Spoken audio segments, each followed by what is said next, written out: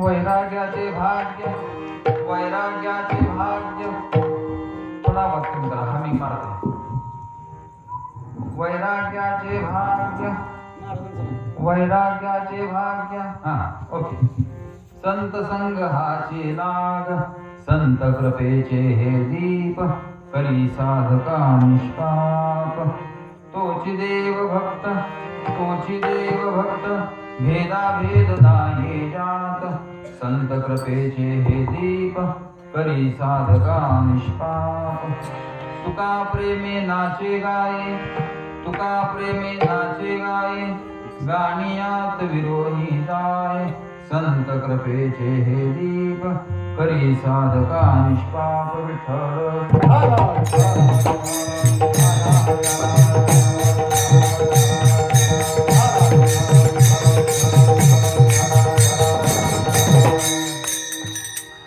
प्रस्तुत प्राप्त प्रसंगी आज या ठिकाणी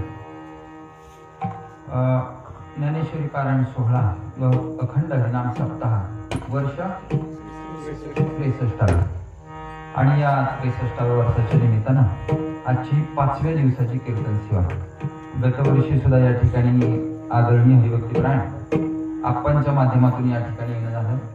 ज्याही वर्षी आदरणीय आप्पांच्या माध्यमातून या ठिकाणी येणं झालं आणि खरोखर आनंद वाटला, कारण या ठिकाणी आज बरीच ज्येष्ठ मंडळी या ठिकाणी उपस्थित आहेत. त्यापैकी सातारा जिल्ह्याचं सर्वात जुनं असं व्यक्तिमत्व असले किंबहुना सातारा जिल्ह्याचे पारमार्थिक क्षेत्रातले भीष्माचार्य आदरणीय महाराज या ठिकाणी उपस्थित आहेत. अख्ख्या महाराष्ट्रात ज्यांना मिस्त्री म्हणून ओळखलं जातं या ठिकाणी महाराज उपस्थित आहेत. त्यांच्या चरणावर मस्तक ठेवतो. त्याच पद्धतीनं या कार्यक्रमाच्या निमित्तानं उपस्थित आमचे लाखे महाराज गेल्या वर्षी पण महाराजांचा अत्यंत सुंदर असा गोड पकवाज ऐकायला मिळाला. लाखी महाराज या ठिकाणी उपस्थित आहेत. आमचे अर्जुन महाराज आहेत, आमचे सचिन महाराज आहेत. आज आपण सर्व गावातील विविध क्षेत्रातील सर्व उपस्थित मंडळी सर्वांच्या चरणावर मस्तक ठेवतो. या कार्यक्रमाच्या निमित्तानं आमचे या ठिकाणी पंचायत समितीचे आदरणीय पवार साहेब उपस्थित आहेत. त्यांच्याही चरणावर मस्तक ठेवतो, कारण महाराज त्यांचा अर्जुन महाराज वाढदिवस आहे. हे आम्हाला कळलं येताना कुसुंबीत आल्यावर ते आम्हाला कुसुंबीत आल्यावर कळलं. पण असं या ठिकाणी भगवत सेवेच्या माध्यमातून का पण एक आदर्श असा वाढदिवस साजरा करण्याचं काम या ठिकाणी आपण सर्वजण करत आहोत. महाराजांच्या चरणावर मस्तक ठेवतो. गेले 2012 पासून त्यांचा आमचा अतिशय जवळचा परिचय आहे. आपल्या गावचं वैभव असलेले आदरणीय साधूजी चिकणे या ठिकाणी उपस्थित आहेत. त्यांचंही या ठिकाणी मी आभार व्यक्त करतो. त्याच पद्धतीने आमचे आपल्या गावचे माननीय सरपंच या ठिकाणी उपस्थित आहेत. त्यांच्याही चरणावर मस्तक ठेवतो. आमचे या ठिकाणी मॅनेजर साहेब उपस्थित आहेत. आपण सर्वच मंडळी, मला दादांनी मगाशी आज बसलो तेव्हा सांगितलं, बरेच या महाराष्ट्राच्या पाठीवरती बरेच पारायण सोहळे आहेत, बरेच उत्सव आहेत. आता अर्जुन महाराज असतील किंवा सचिन महाराज मंडळी फिरणार आहेत बरं का सरपंच, बरेच उत्सव आहेत. पण त्या उत्सवामध्ये उत्साह नाही. पण इथं आल्यानंतर एक आनंद वाटतो. त्या उत्सवामध्ये हा उत्सव पण आहे आणि या उत्सवामध्ये ह्या तरुणांचा उत्साहच नाही. विठ्ठल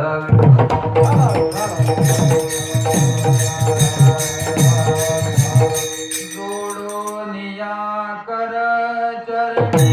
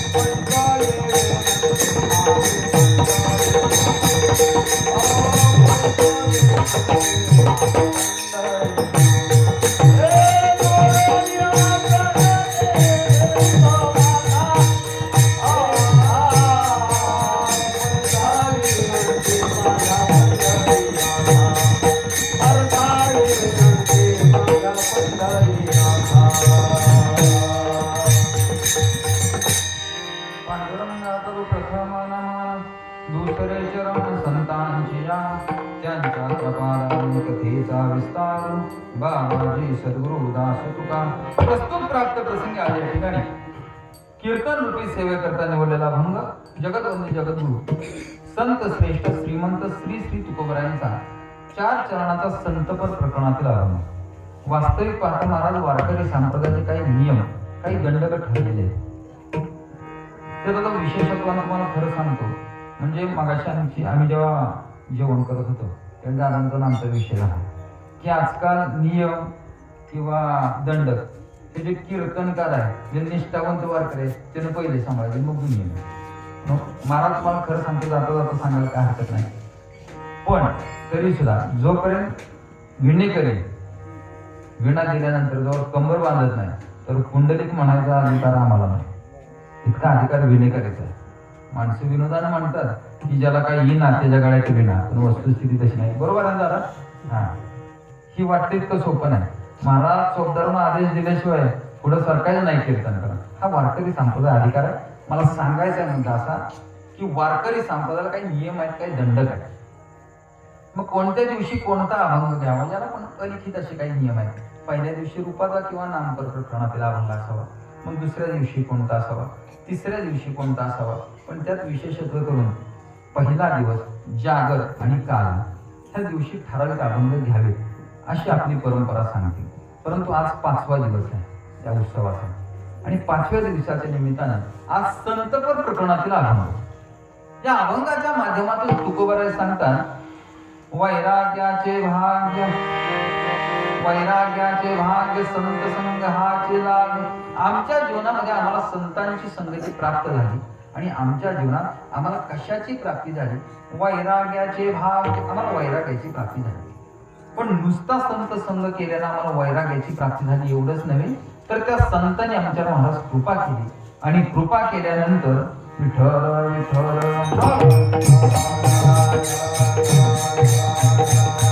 त्या संतांनी कृपा केल्यानंतर झालं असं महाराज की त्या संतांनी करी साधका निष्पाप हा एक अर्थ, साधकाला निष्पाप बनवण्याचं कार्य संतांनी केलं।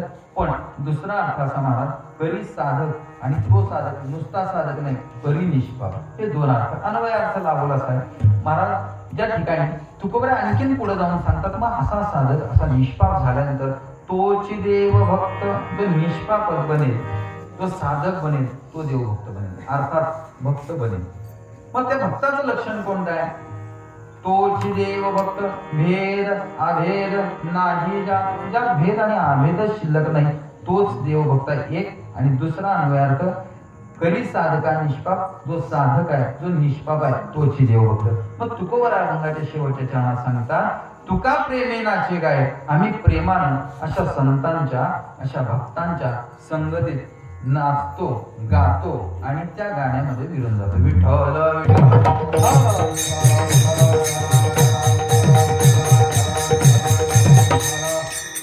महाराज जगाच्या पाठीवरती संतांची संगत मिळणं फार कठीण आहे, फार कठीण आहे।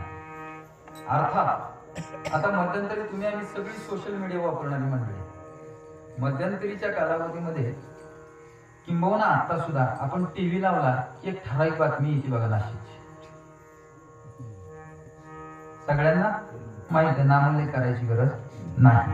पण आजकाल जग महाराज चमत्काराला जास्त बोलतंय, चमत्काराला जग जास्त बोलतं।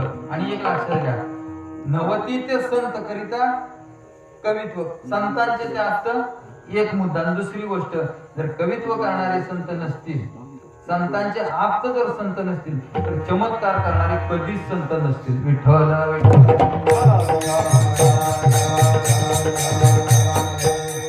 माझा निर्देश लक्षात घ्या। अर्थात आजकाल माणसाला पारमार्थिक गोष्टीपेक्षा सांसारिक गोष्टींचं जास्त हवं आहे। आम्ही जेव्हा मगाशी बसलो त्यावेळी झाली अशी चर्चा, एक गाव होतं मध्यंतरीच्या रामनवमीच्या हनुमान जयंतीच्या कालावधीमध्ये मी त्या गावी कार्यक्रमाला गेलो आणि कार्यक्रमाला गेल्यानंतर आता माऊली कोणासंगी हा आपला उपक्रम आहे, दरवर्षी तुमचा हा उपक्रम असतो, त्यांच्याकडे पण तोच उपक्रम आहे, पण त्यात माऊली कोणासंगी नाही, महाराष्ट्रात लकी ड्रॉ आहे, लकी ड्रॉ, आणि त्यात ज्याला चिठ्ठी लागल मग कुणाला कूलर लागते, कुणाला पंखा लागतोय, कुणाला आणखीन काय लागते. महाराज इतकी गर्दी इतकी गर्दी आहे, महाराजाला तुडवून पुढे जातील इतकी गर्दी आहे. मला सांगायचं आहे मुद्दा असा की आजकाल जग चमत्काराला होते आणि माणसाला परमार्थिक गोष्ट नकोच आहे. माणसाला फक्त प्रापंचिक गोष्ट पाहिजे. मग माणूस त्या प्रापंचिक गोष्टीच्या हव्यासानं महाराज मग कधी नाशिकला जाते, कधी त्र्यंबकेश्वरला जाते, कधी आणखीन कुठं जाते, कधी बीडला जाते, कधी त्या भागात आणखीन फिरते. कशासाठी? परमार्थासाठी नव्हे, संसारासाठी. मग फरशीवाले बाबा वगैरे तुम्हाला सगळं माहिती. पण मला आवर्जून सांगायचं महाराज, या वारकरी संप्रदायानं या जगाच्या पाठीवरती कधीच अंधश्रद्धा पसरवण्याचं कार्य केलेलं नाही, कधीच केलं नाही. त्याचं कारण असं आहे महाराज की माऊलींची जर आपण ज्ञानेश्वरी नीट वाचली, तुकोबारांच्या गाथा जर आपण नीट वाचला तर तुकोबार एक प्रमाण देतात. 900 पुत्र होती एकच प्रमाण देत, तरी का करणे लागे संघर्ष. वारकरी संप्रदायानं कधीच अंधश्रद्धा पसरवण्याचं काम केलं नाही. पण ह्याच वारकरी संप्रदायानं भाव धरितया तारील पाशा, परमार्थात भाव मुख्य आहे, अर्थात श्रद्धा महत्वाची. पण श्रद्धा आणि अंधश्रद्धेमध्ये एक बारीक रेष आहे. ती रेष ओलांडली की अंधश्रद्धा, आणि त्या रेषेच्या आत राहिला की श्रद्धा. विठ्ठल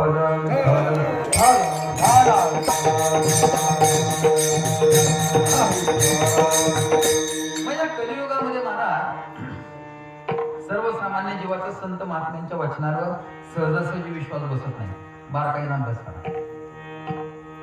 हरिपाठ वाचत असताना आपण हरिपाठ कित्येक वर्ष वाचतो. हरिपाठ देवाची द्वारे उभा क्षण भरी, हा ज्या माणसाला अभंग माहित नसेल तो किंबहुना महाराष्ट्रातील नसावा. हा देवाची द्वारे उभा क्षण भरी येणे मुक्तिचारी साधलेल्या हरिपाठाचा सुरुवातीचा अभंग हा ज्याला माहित नाही तो महाराष्ट्रातील नसावा, किंबहुना त्याही पुढे जाऊन म्हणेन तो माणूसच नसावा.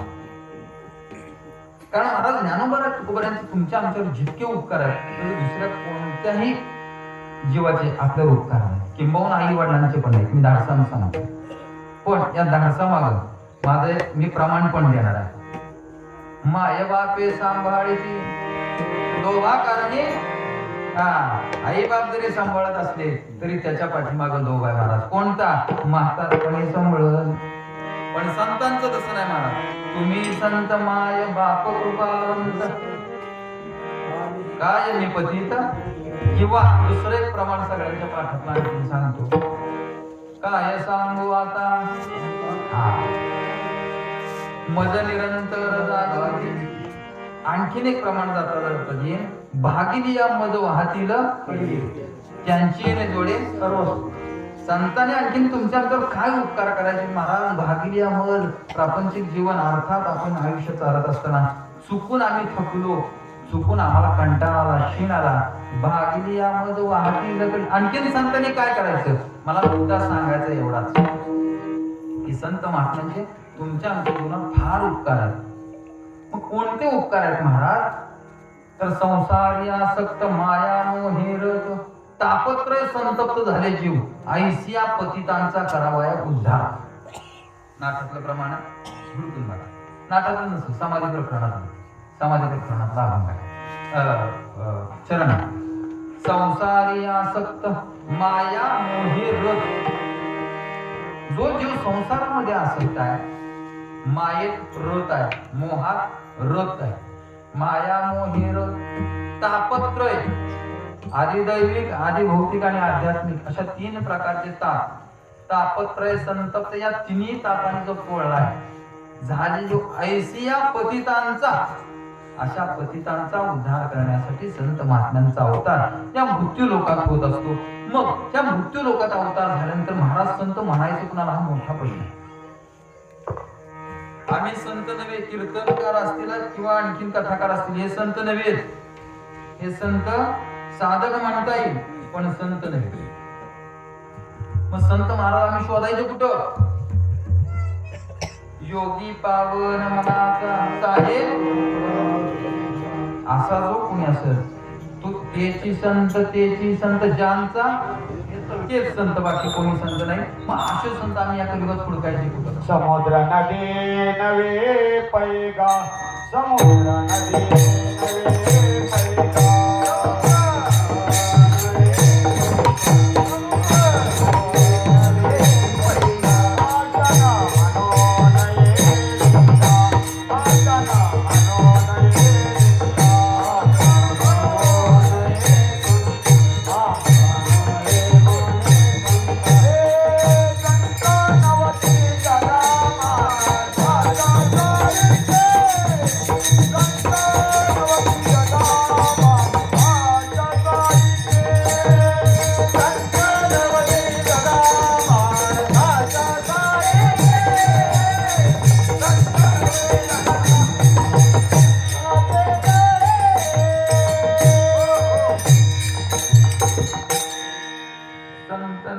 जगा माणसाच्या सारखे.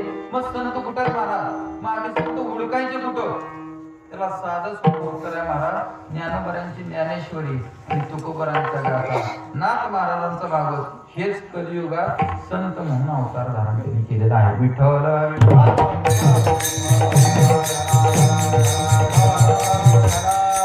मग महाराज ठीक आहे, आम्ही त्यांना शरण जातो. आम्ही गेले 63 वर्ष झालं ज्ञानेश्वरी वाचतोय, पण ज्ञानेश्वरी आम्ही वाचतोय पण आम्हाला ज्ञानोबाला भेटले नाही. हा तुमचा प्रश्न असेल. आम्ही रोज ज्ञानेश्वरी वाचतो, आम्हाला ज्ञानोबाला भेटले नाही. त्याचं कारण महाराज असं आहे, ज्ञानेश्वरी आपण वाचतो पण वाचत नाही. ज्ञानेश्वरी वाचतो पण ज्ञानेश्वरी वाचत नाही. कारण भाव धरोनिया पुढचं प्रमाण महत्वाचं आहे. कृपा करी हरी. माझा मुद्दा संपला. आपण ज्ञानेश्वरी वाचतो पण वाचत नाही. कशातनं वाचत नाही? ह्या संसाराच्या फेऱ्यातनं वाचत नाही. ज्ञानेश्वरी आपण वाचतो पण महाराज त्या ज्ञानेश्वरीला तेवढा भाव ओतून जर ज्ञानेश्वरी एक तरी ओवी, आखी ज्ञानेश्वरी वाचायची गरजच नाही महाराज, एक तरी ओवी जरी अनुभवली तरी कृपा करी हरी. पण ती वाचत असताना भाव धरोनिया असो. मला सांगायचा आहे मुद्दा असा की वारकरी संप्रदाय आत्ताच्या कलियुगामध्ये विश्वास ठेवण्यासारखं कोण राहिलंच नाही महाराज. विश्वास ठेवायचा कोणाला हीच मोठी अडचण झाली. ज्याची आज आपण पूजा करतो तोच दुसऱ्या दिवशी जेलमध्ये दिसतो. ही वस्तुस्थिती आहे. मग कलियुगात विश्वास ठेवायचा कोणावर? तर मी मगाशी सांगितलं, ज्ञानेश्वरी आणि गाथा भाव धरोनिया वाचे.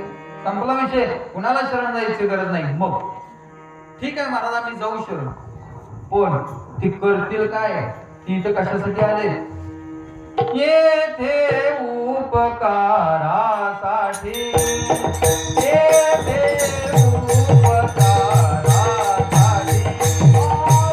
येथे उपकारासाठी. येथे उपकारासाठी.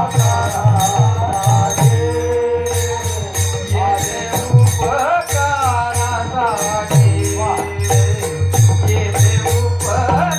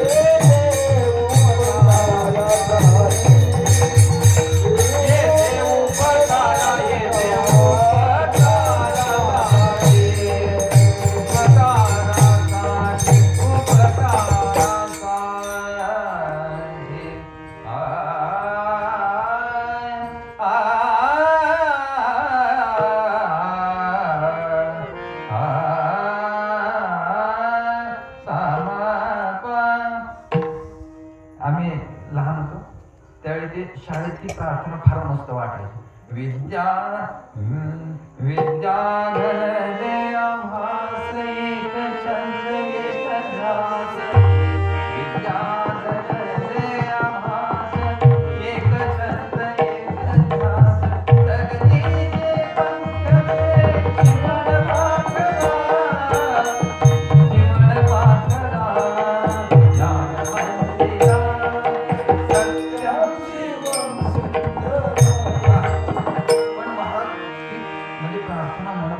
आनंद वाटला.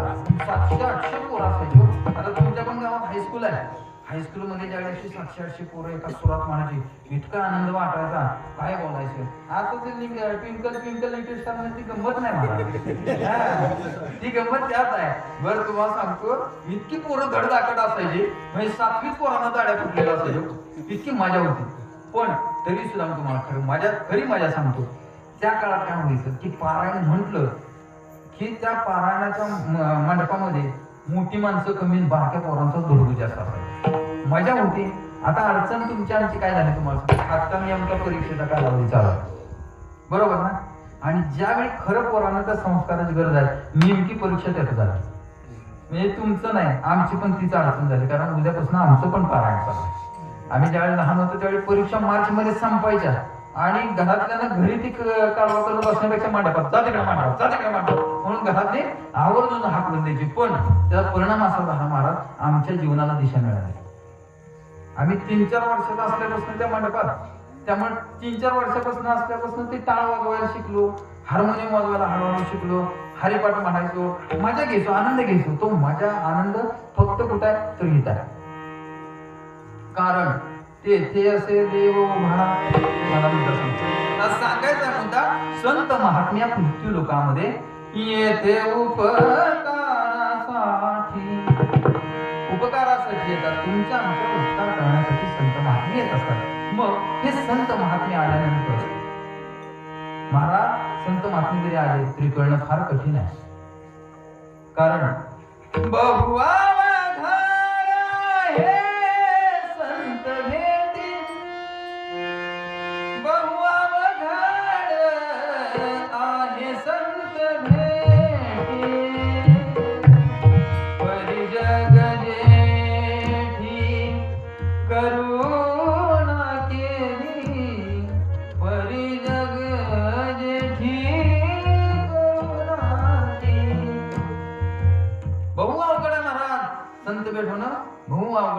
आम्हाला भेट झाली संतांची महाराज.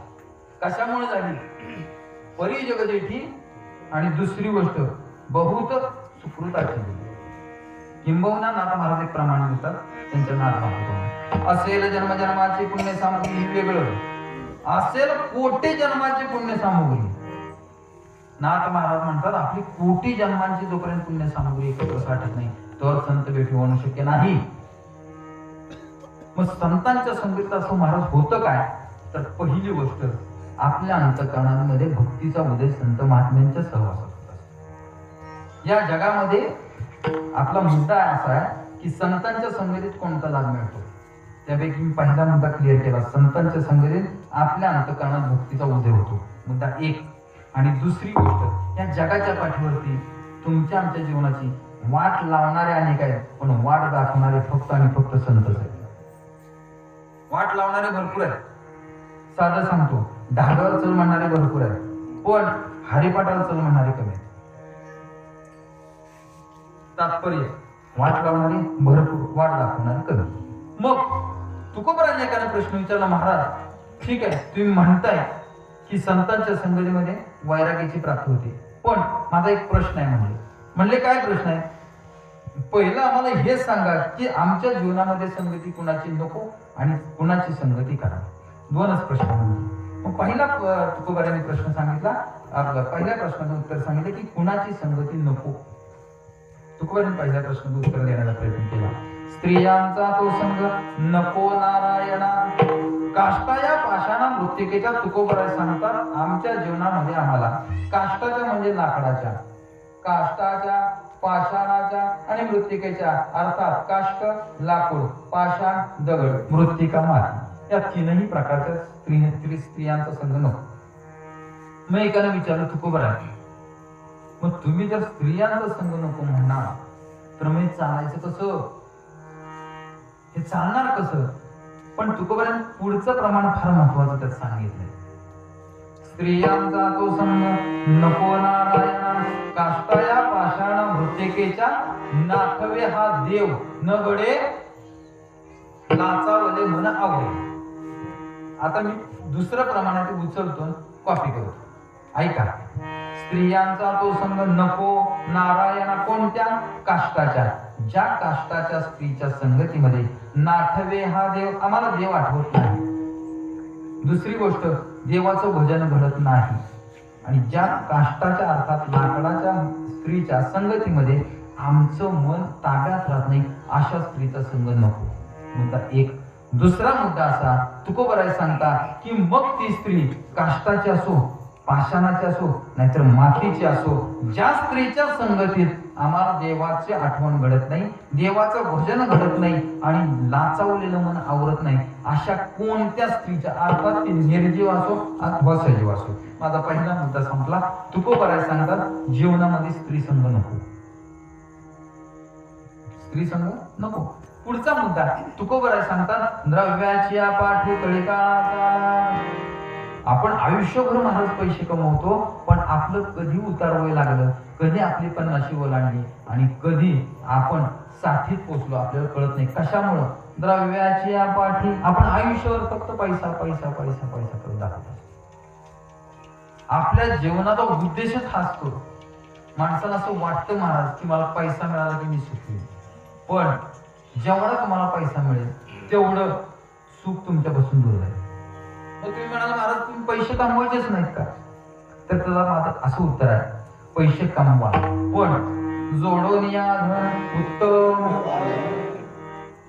जो उत्तम व्यवहारी धन कमवेल किंवा उत्तम व्यवहारी धन जोडेल त्याला अडचण नाही, त्याचा म्हणजे लक्ष्मी त्याच्या पायापाशी राहील. पण जोडून या धन उत्तम व्यवहार आहे, ज्याचा उत्तम व्यवहार आहे त्याच्याच पाशी लक्ष्मी राहते. अर्थात द्रव्याची या पाठी कळी काळाचा लाग. आयुष्यभर फक्त फक्त आणि फक्त पैशासाठी जर तुम्ही जीवन जगत असाल तर त्याला अर्थ होणार नाही. कारण तुकोबराय सांगतात, येथे येऊन केले काही म्हणावं चालत, येथे येऊन केले काही विठ्ठल नाही, इथे मी केलं काय? अरे मुडा, पुढचं प्रमाण, अरे मुडा भाग्यहीना, अरे तू मूर्ख आहेस, बावळट आहेस का? तर इथं काय केलं? जे करायची तीच गोष्टी केली नाही. देवी दिला देह, भजनासाठी देह दिला आणि ती भजन सोडून बाकी सगळं केलं, फक्त भजनच केलं. मग झालं काय? मग देह हे काळाचे, देह काळाचा आहे, धन कुबेराचं आहे. त्या हळूहळू काळाची सत्ता ती काळाच आहे, ती घेऊन जाणार. तेव्हा तुला कोणी सोडवायला येणार? माझा मुद्दा संपला. मला सांगायचा मुद्दा असा की आयुष्यभर आपण पैसे कमावतो आणि त्या पैसे कमावण्याच्या नादात आपला कधी मृत्यू जवळ आला हे आपल्याला कळत नाही. म्हणून द्रव्याची पाठी कळिका, म्हणून या संघ खोटा. त्याचा तिसरा मुद्दा सांगतो, थांबवतो. संगत कोणाची नाही, ज्यासी विठ्ठल नाही ठाव त्याचा संग न करावा, हेची ओळख होता याची कोण जाणार बघतात. पण एक लक्षात घ्या, आता आम्ही ऑफिसात काम करतो, ज्यासी विठ्ठल नाही ठावा त्याचा संग न करावा हे प्रामाण्य 1000 वेळा बघतो. पण तुमची भक्ती जर तपासायची असेल किंवा तुमचं ज्ञान जर तपासायचं असेल तर महाराज विद्वानाच्या पंक्तीतच तुमचं ज्ञान तपासून घ्यायचं असतं. तसं आपली भक्ती, आपलं वैराग्य, आपली भगवंतावरची श्रद्धा, आपलं शाकार, आपली माळ ही कुणाच्या संगती टिकवायची? राक्षसांच्या. विठ्ठल विठ्ठल. सांगायचा मुद्दा असा की आमच्या आडकडून भरपूर अशी माणसं असतात किंवा तुमच्या सुद्धा असतील, मला माहित नाही, पण ही दादा अशी परिस्थिती असते कधी कधी की ती पंक्तीला पंगत बसायला लागतं, नाईलाज असतो, पण त्यामध्ये तुमचं सत्व टिकवणं भाग. मग ते टिकवत असताना तुमची पण खरी कसोटी लागणं आवश्यक आहे. सेफ झोन मध्ये प्रत्येक जणच असतो, हे आपल्या भाषेतलं.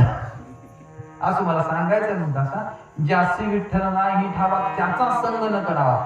तुकोबराय सांगतात ज्याला विठ्ठल माहित नाही त्याचा संग पण करू नये.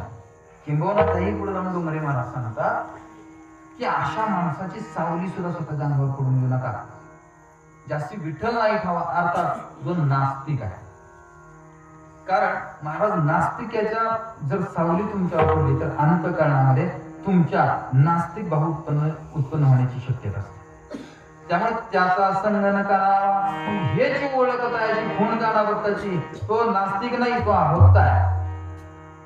तो अभक्त आहे. साधं उदाहरण सांगते अभक्तांचं.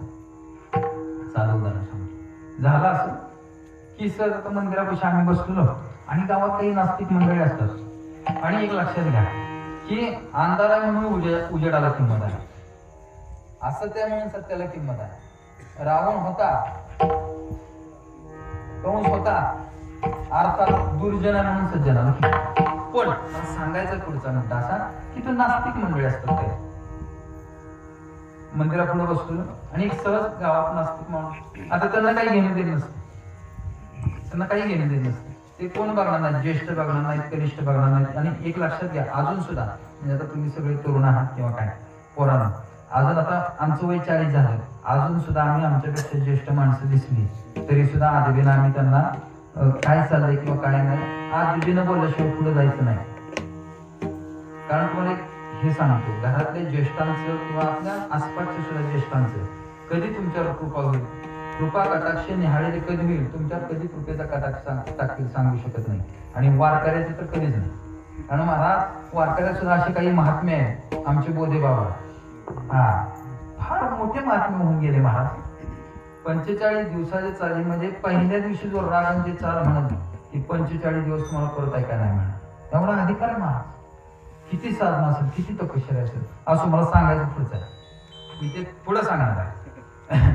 त्या सहज मंदिरापाशी बसलो, नास्तिक व्यक्ती आहे, सहज असं ते हातात बिडी पेटवली आणि बिडीचा धूर काढला. काय बुवा काय चाललंय, काय म्हणलं बसलोय निवांत. आणि त्यांनी काय केलं, असं आता पुढं मारुतीचं मंदिर, मी तिथं बसलेलो, त्यांनी ते झुरका वाटला मागायला बिडी लपवली. अहो म्हणलं तुम्ही बिडी का मागायला लपवली, मला वाटलं मला थोडस, पण तसं काही नाही, तसं काहीच नव्हतं. नाही म्हणला महाराज काय की म्हणला मला माझं मतच आहे देव नाही, माझं मतच आहे देव नाही, पण असला तर काय करावं म्हणून बिडी मागायला लपवली. माझा मुद्दा संपला. मला सांगायचा मुद्दा असा, आपल्याकडे नास्तिक असे की ते इकडं पण आहे ते इकडं पण आहे. ज्या दिवशी त्यांना अनुभव त्यांच्यासारखा अस्तिक कोण नाही, हे पण तेवढंच आहे.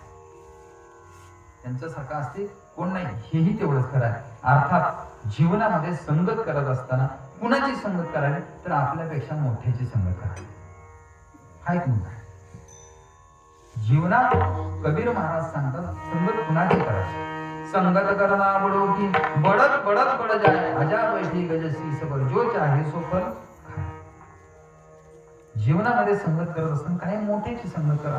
एक झालं असं की एका गावामध्ये एक हत्ती आणि एक शेळी त्यांची मैत्री होती बरेच दिवस. आता कसं झालं आजकाल सगळं इंटरनेटचं युग आहे.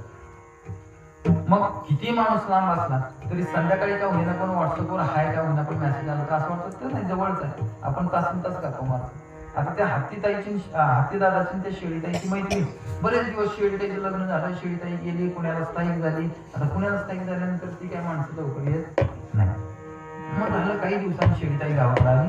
गावाकडे आल्यानंतर झालं असं की हत्तीदादाची गाठ घ्यायला गेली. आता पूर्वीच्या काळी फार बरं होतं की त्या यात्रेच्या किंवा घरातल्या एखाद्या लग्न कार्याच्या निमित्तानं 2-2, 4-4 दिवस मंडळी राहायची. आजकाल फार अवघड झाले अर्जुन महाराज, प्रत्येकाकडे गाडी, प्रत्येकाकडे गाडी. बरं 2 चाकी सोडा, 4-4 चाकी, 2-2, 3-3 गाड्या, नवऱ्याची वेगळी बायकोची वेगळी, फार जोरात काम झालं, अवघड काम झालं. कारण वेळ आता सगळ्यात महत्वाचं काय की वेळ कोणाकडे नाही. बरं वेळ असला तरी तो तुमच्यासाठी नाही, हेही तेवढं खरं. माझ्याकडे वेळ आहे पण ते तुमच्यासाठी नाही. इतकी अडचण झाली. मग सांगायचा मुद्दा की बरेच दिवसात शेळीताई आली आणि आल्यानंतर त्या हत्तीदादाची गाडी घ्यायला गेली. आता लहानपणीचे बालमित्र हत्तीदादा म्हणलं काय शेळीताई म्हणले बरेच दिवस तुझं दर्शन नाही, काही नाही काही नाही. ते व्हॉट्सअपला आहे नाही, इन्स्टाला नाही, फेसबुकला नाही, कुठं नाही म्हणजे आहेच कुठं तू, काय सांगायचं म्हणले तुला हत्तीदादा. बरेच दिवस झाले म्हणजे आता पुण्याला गेल्यामुळं सकाळी नवऱ्याचा जॉब, माझा जॉब, पोरांच्या शाळा, काय तुला सांगायचं इतकं बिझी जीवन झालं की बोलायची सोय नाही. जॉब, शाळा, डबे, पाहुणे, रावळी ही करता करता म्हणजे पुरी नाकी नवाली. अगं म्हणले पण व्हॉट्सअप, फेसबुक, अरे म्हणले ते बघायला सुद्धा वेळ नाही. इतकी म्हणले मी बिझी आहे. बरं म्हणले आलाय, शेळीताईला म्हणतो हत्तीदादा आलायच ना, ठीक आहे, किती दिवस, नाही म्हणले 2-3 दिवस आहे. बरं म्हणले आता बस या ठिकाणी चहा घेऊ आणि थोडा रानात फेरफटका मारून झालं. शेळीताई बसली, चहा पाणी झालं आणि सहज सरपंच फिरायच्या निमित्तानं ही शेळीताई हत्तीदादा जंगलाच्या दिशेने निघाला. आता जंगलाच्या दिशेने शेळीताईने हत्तीदादा निघाले असताना तुम्ही मला खरं सांगा, आता तुम्ही सगळी शेतकरी मंडळी आहात, शेळी जर रस्त्यानं चालली तर गप चालती का, काय करते,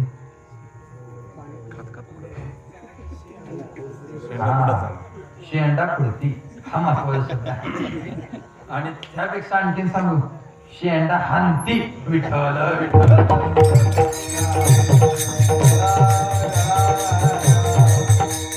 शेळी काय करते? शेंडा शेंडा हाणती, शेंडा खुडती, शेंडा खाती. काय तुम्हाला पाहिजे तो शब्द घ्या. आणि शेळी त्या रस्त्याने चालत सर त्यांच्या गप्पा चालल्या. बरं आता भारत आपलं अमेरिका आणि इराणचं कसं काय युद्ध थांबायचं वगैरे वगैरे. त्यांचं आपलं इस्रायल इराण अमेरिका यांचं युद्ध प्रचंड पेटले महाराज, कसं काय थांबायचं वगैरे त्यांच्या गप्पा चालू झाल्या. महाराज जागतिक स्तरावर चर्चा. तुम्ही लक्षात घ्या, बऱ्याच वेळा आता तुम्ही थोडी वृद्ध माणसं आहे, पण नवीन पोरांना विचारा, 2-2 तास फोन चालू असतात, काय नसतं, काही चर्चेला मुद्दा नसतो. भाजी काय केली, शो ड्रेस का घातला, काय तुला काय करायचं, चाललंय त्यांचं चांगलं, तुझं चांगलं चाललंय. बरं 15 मिनिटं अर्धा तास ठीक आहे ना, 2-2 तास पुन्हा मुद्द्यावर आहे. मग ते शेळी ते हत्तीदार त्यांच्या गप्पा चालू. आता गप्पा चालू होत्या म्हटल्यानंतर शेळी त्या हळूहळू खालून चालत होती. जाता जाता त्या झाडाचा शेंडा हाणत होती, खुडत होती. शेळी चालत होती, हत्ती जरा पुढे चाललेला.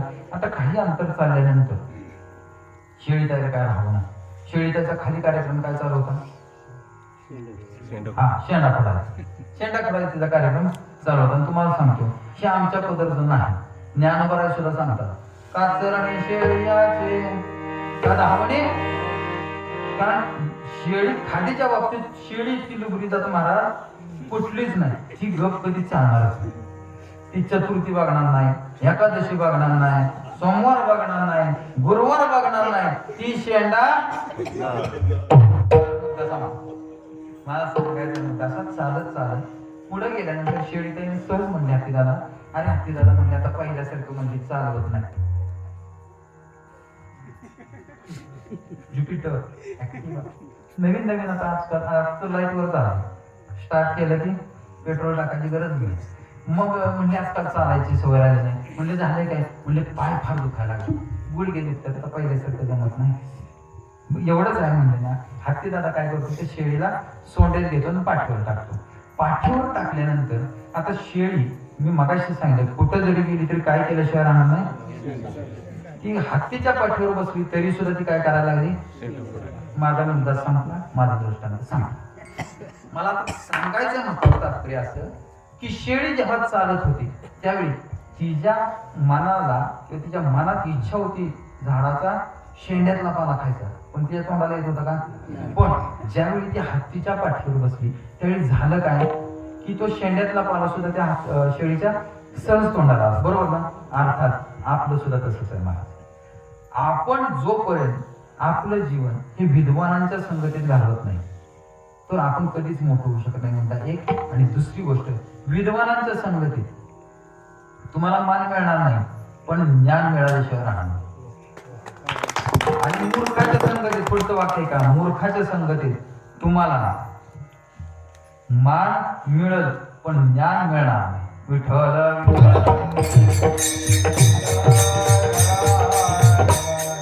सांगितलं काय म्हणता, शहाण्याच्या विद्वानाच्या संगतीत ज्ञान मिळेल पण मान मिळणार नाही, मूर्खाच्या संगतीत मान मिळेल पण ज्ञान मिळणार नाही. मग तुकोपर्यंत विचारलं, महाराज आम्ही जीवनात संगत करायची कोणाची. तुम्ही सांगितलं स्त्रियांचा नको, द्रव्याचा संघ नको, आभक्ताचा संघ नको. तुम्ही म्हणताय, आम्ही कबीर महाराजांचं वाङ्मय काढलं, पाहिलं, त्यांनी सांगितलं मोठ्याची संगत करा. मग मोठं कोण आहे. ज्ञानदेव वैष्णव मोठा, ज्ञानदेव वैष्णव. आणि दुसरं प्रमाण, तुका सर्वश्रेष्ठ प्रियामा थोर, तुका सर्वश्रेष्ठ प्रियामा थोर. 2 प्रमाण. म्हणून मी सुरुवातीला सांगितलं, तुम्हाला मला जर जीवनात संगतच कुणाची करायची असेल तर दिसते त्या संतांची संगत करूच नका. मग कुणाची करा, ज्ञानेश्वरी माचा भाव धरून या आणि तुकोबारायांचा गाथा. 2 मुद्दे सोडले तर हेच या कलियुगामध्ये वाङ्मय रूपी संत अस्तित्वात आहेत. पूर्वीची माणसं तर या ठिकाणी दादा उपस्थित आहेत. त्या दिवशी मी सनपाण्याला कार्यक्रमाला गेलो, त्यांनी एक आठवण सांगितली जुनी. आदरणीय गुरुवर्य वैकुंठवासी पुंडलिक महाराज वेळकरांची. आपलं आशीर्वाद हॉस्पिटल आहे ना बाणेकर डॉक्टरांचं, त्यांच्या घरी कार्यक्रम होतात आणि त्यांच्या नामची पहिल्यापासून म्हणजे कौटुंबिक संबंध. आमच्या गावात ओपीडी आहे त्यांची. त्यांनी सांगितलं की आमच्या गावात पुंडलिक महाराज आले की ते आल्यानंतर काय कार्यक्रम, आले पहिली ज्ञानेश्वरी काढायची, ज्ञानेश्वरी उघडायची, त्या समोर जी ओवी दिसत त्याच्यावर एक तास बोलायचं. तिने एक वाक्य पुढचं भाग सांगितलं. म्हणजे आम्ही आता त्या भागातले असल्यामुळं महाराज नेहमी एक वाक्य सांगायचे. आज आता सुद्धा गुरुवारी संजय महाराज वेळोवेळी एक वाक्य सांगतात. पारायण कशासाठी करायचं? पारायण हे नारायण होण्यासाठी पारायण करायचं सांगतो. ज्ञानेश्वरी वाचायची कशाला, ज्ञानेश्वरी पारायण कशाला करायची? तर पारायण हे नारायण होण्यासाठी. आणि जर ज्ञानेश्वरी म्हणजे आपण नारायण होत नसू तर त्या ठिकाणी समजावं भाव धरोनिया, भावाचा अभाव त्या ठिकाणी असल्यामुळे ज्ञानेश्वरी कृपा करणार नाही, भगवंत कृपा करणार नाही. मग ही कृपा करत असताना तुकोबारांनी एकानं प्रश्न विचारला, महाराज ठीक आहे आम्ही ज्ञानोबारांची ज्ञानेश्वरी वाचतो, तुकोबारांचा गाथा वाचतो, आम्हाला मिळालं काय? तर त्या अभंगाचं पहिलं चरण वैराग्याचे भाग्य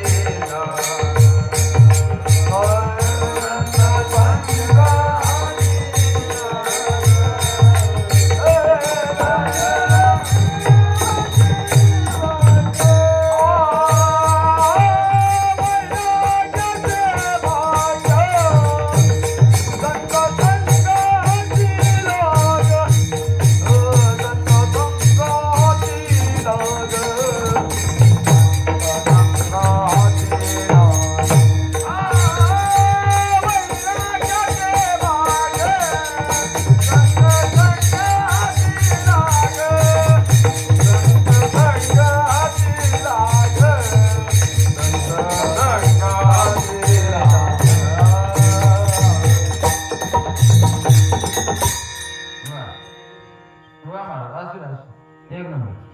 कारण काय महाराज याचं आली म्हणल्याशिवाय बसत नाही, ही दुकान आहे. तुकोबारांनी प्रश्न विचारला की मग आम्ही काय करावं? आम्ही संतांची संगत केली, आम्हाला लाभ कोणता मिळेल? तुकोबारांनी सांगितलं वैराग्याचे भाग्य, तुमच्या जीवनात तुम्हाला वैराग्याची प्राप्ती होईल. पण महाराजांना विचारलं, महाराज आमचं फार चांगलं चाललंय, 300 टन ऊस गेलाय, काय अडचण नाही. अर्जुन महाराज 300 टन ऊस गेलाय, मागच्या वर्षी RCC इमारत उभी केली, 4 चाकी घेतलेली आहे, पोराचं लग्न ठरलेलं आहे, ऊसाचे पैसे आले की धूमधडाक्यात लग्न लावणार, मस्त पैकी आजीच्या पोराला 2 नातू आहेत, छान खेळत मस्त पैकी अंगणात बसलो असतो, आम्हाला काय वैराग्याची गरज आहे? हा त्याचा प्रश्न नाही, हा आपला पण प्रश्न आहे. आम्हाला वैराग्याची गरज काय? बरोबर ना? पण तुम्हाला खरं सांगतो, तुम्हाला वैराग्याची गरज नसेल, पण जनरली त्याला इंग्लिश शब्द आहे सर्वसामान्यपणे, सर्वसामान्यपणे तुम्हाला वैराग्याची गरज नाही, पण तुम्हाला देवाची गरज आहे. तुम्ही हिताय म्हणून हो म्हणताय, इथून बाहेर गेला कुणाला देवाची गरज नाही, त्याला मी प्रमाण देणार आहे महाराज. कारण या ठिकाणी बरीच ज्येष्ठ माणसं बसली, कीर्तनात प्रमाणाशिवाय बोलू नाही असं शास्त्र आहे. तर म्हणजे त्याला काहीतरी संतांच्या प्रमाणाचा आधार असावा. इथं मला काय वाटतं याला महत्व नाही, संतांना काय वाटतं याला महत्व आहे. मग तुकोबारांनी सांगितलं, तुकोबारांनी विचारलं महाराज, तुकोबारांनी प्रत्येक घरी गेले, माणसापर्यंत गेले, देव घ्या कोणी, देव घ्या कोणी, ऐका आला तिथं समानात सांगितलं, देव न लगे, देव न लगे, हे तुम्ही नाही सांगत, आमचं सोडा. तुकोबारांनी सुद्धा माणसांना सांगितलं आम्हाला तुमच्या देवाची गरज नाही.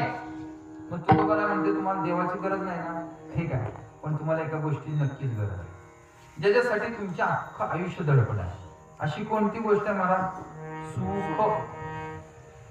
सगळ्यांना त्याची गरज आहे, देव नको आहे पण सुखाची गरज आहे. आणि माणसाचा सगळ्यात मोठा भ्रम आहे की माझ्याकडे पैसा आला की मी सुखी होईल.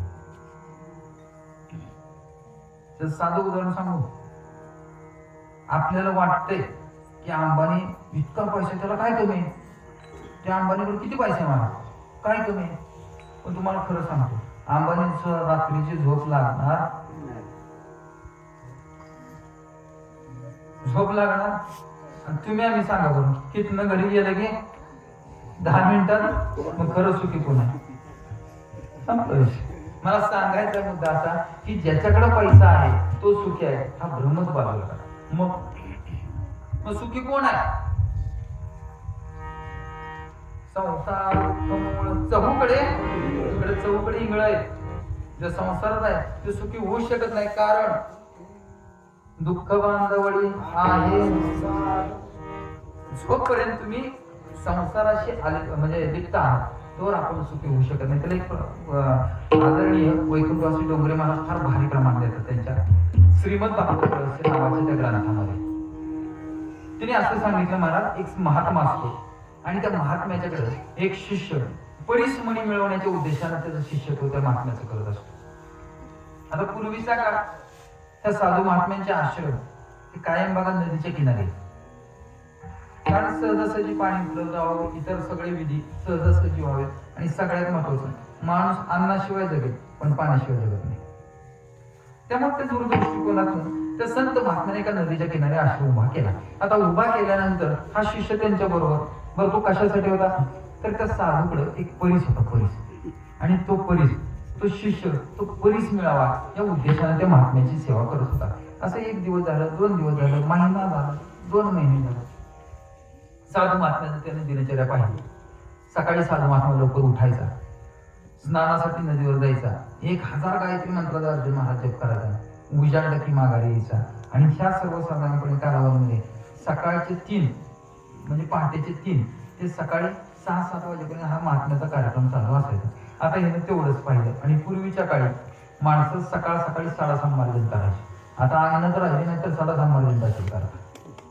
पण अजून सुद्धा तुमच्या भागात काही गावात गेल्यानंतर फार आनंद वाटतो मला. अजून सुद्धा सारवलेल्या जमिनी आहेत बरं का.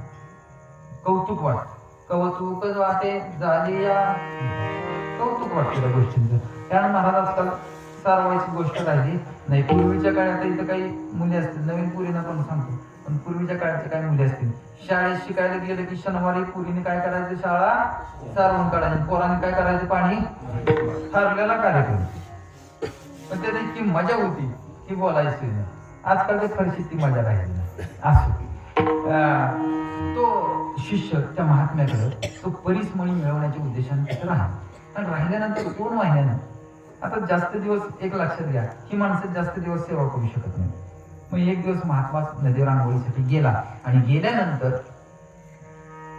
माघारी येऊन पाहतो तर ह्या शिष्यानं सगळी उचकापाचक केली, अख्ख्या आश्रमाची उचकापाचक केली, पण त्याला तो काही परिश्रमी मिळाला नाही.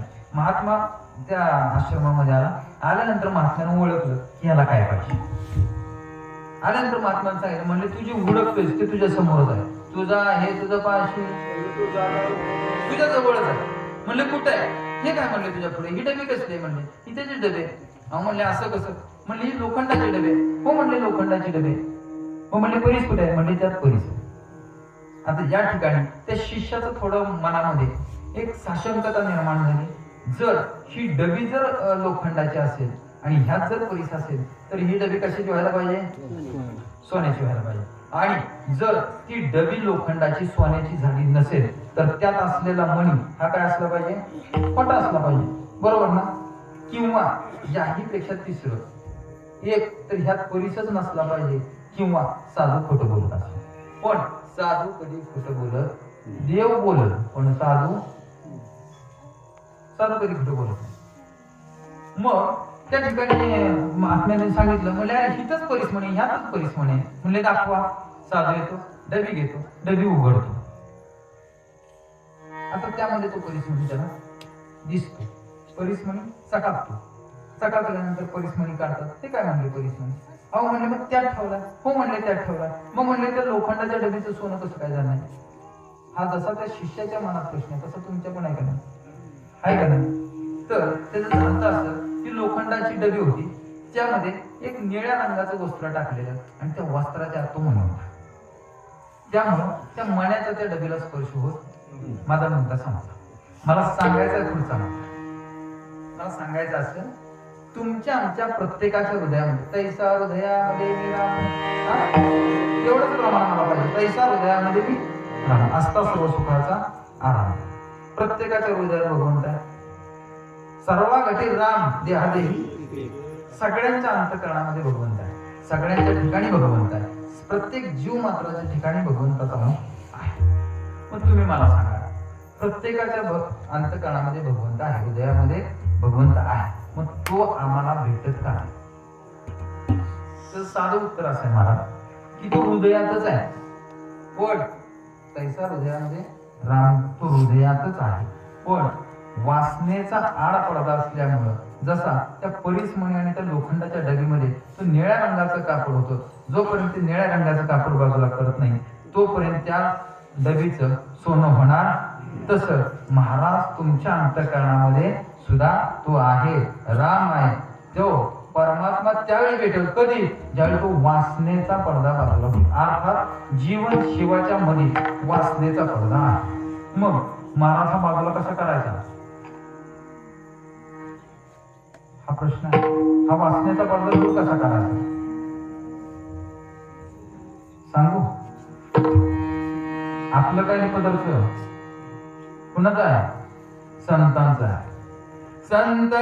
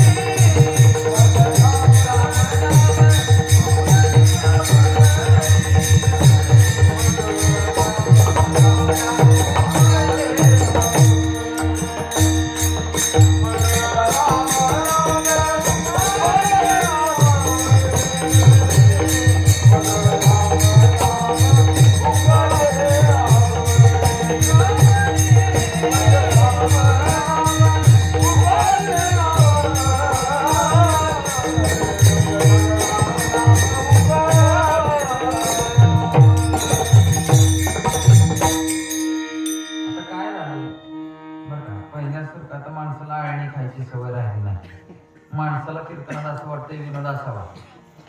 एखादा माणसाला कीर्तनात असं वाटतंय विनोद असावं, महाराजाचं गाणं असावं. महाराजांनी एखादा असा प्रसंग सांगावा की माणसं दहा रडली पाहिजे. आणि गरिबी ती रडतात म्हणून इथे येते, कशाला रडत? चांगलं त्यांचं चाललंय, गरिबी तिथं भीतीच वाटल्या. पण माणसाच्या अपेक्षा महाराज फार आहे.